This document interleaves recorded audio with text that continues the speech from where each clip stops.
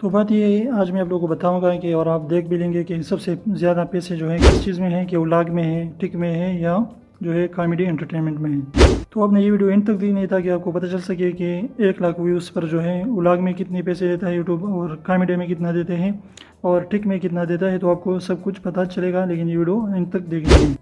تو ایک Indian YouTuber ہے منوج ڈے، تو اس نے اپنی سارے کی 3 چینلوں کی جو ہے، ایک کامیڈی، ایک ولاگ اور ایک جو ہے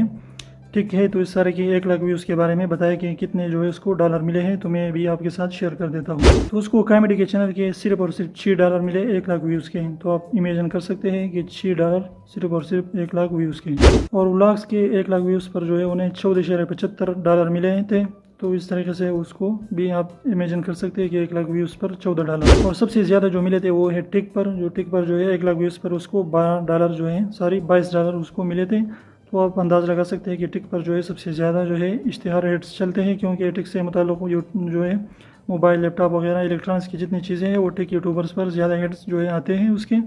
تو ٹک پر سب سے زیادہ پیسے جو ہے موجود ہیں۔ لیکن بات آخر میں یہی ہے کہ جتنے بھی زیادہ ویوز آتے ہیں اپنے کی ویڈیوز پر، سبسکرائبر کچھ بھی میٹر نہیں کرتا، تو اتنے ہی زیادہ آپ کو انکم ہوگی۔